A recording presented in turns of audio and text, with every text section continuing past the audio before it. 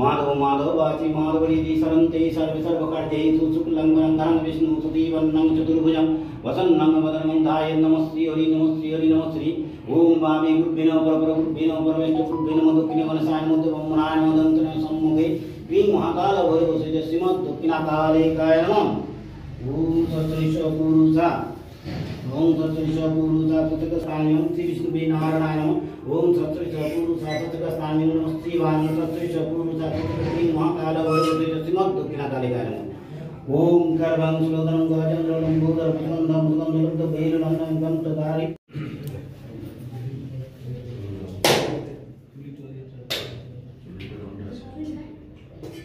ये वजह दो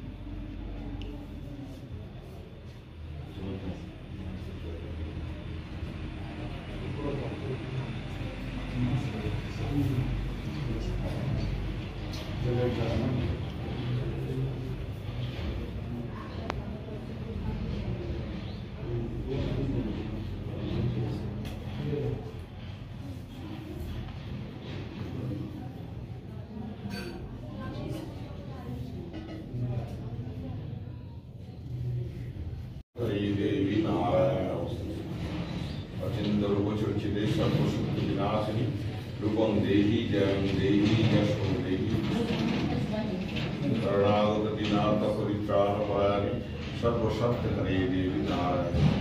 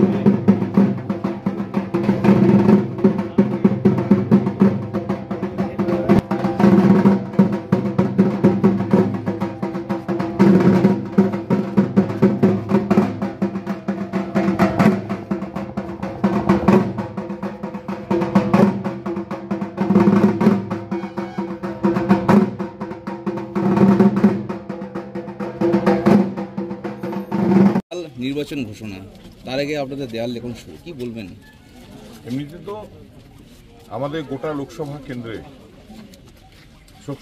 শত্রুঘ্ন সিনহার সমর্থনে আমাদের কর্মীরা দেয়াল লেখন করছেন। এখানেও আমাদের দেয়াল লেখন শুরু হয়েছে। আমরা প্রতীকী আমি এসে এই দেয়াল লেখনের শুভারম্ভ করলাম এবং শত্রুঘ্ন সিনহাজি এবং কীর্তি আজাদজি, দুর্গাপুর বর্ধমান লোকসভা কেন্দ্রে কীর্তি আজাদ এবং আসানসোল লোকসভা কেন্দ্রে এমপি এবং আমাদের তৃণমূল কংগ্রেসের প্রার্থী শত্রুঘ্ন সিনহার সমর্থনে আমাদের ওয়ালিং যে আজকে শুরু হলো এবং ইতিমধ্যে কর্মীরা সব ওয়ালিং প্রায় সেরে ফেলেছেন। সুতরাং আমরা এগিয়ে যাচ্ছি এবং আমরা তো ভোট ঘোষণার অপেক্ষায় ছিলাম। এবার লড়াই শুরু হবে জোর কদমে। আমাদের যারা দেখছেন অশ্বমেধ যজ্ঞের ঘোড়া সবাই দৌড়তে শুরু করবে এবং এই লড়াইয়ে জিত আমাদেরই হবে। পবন সিং আবার টুইট করেছেন, তিনি আবার ভোটে দাঁড়াচ্ছেন, কি বলবেন? পবন সিংই আসুন আর হাওয়া সিংয়ে আসুন। পবন তো হাওয়া হয়ে গেছে, কারণ পবন সিং বাঙালি মেয়েদিকে নিয়ে যে নোংরা ভাষায় তার গান, বাঙালি মেয়েদিকে যে নোংরা ইঙ্গি ভঙ্গি অঙ্গি যেগুলো করেছেন সেগুলো বাঙালিরা মেনে নেবে না। সুতরাং আর এখানে বাঙালি মানে কি? বাঙালি মানে যারা এখানে থাকেন সবাই বাঙালি। কেউ হিন্দিতে কথা বলেন তিনি হিন্দিভাষী বাঙালি, যিনি বাংলাতে কথা বলেন তিনি বাংলাভাষী বাঙালি। আমরা সবাই বাংলা মায়ের সন্তান। সুতরাং পবন সিং এসে বাংলা মায়ের অপমান করবে, নোংরা ভাষায় কথা বলবে, পবন সিংয়ের গানও কেউ শুনতে যাবে না।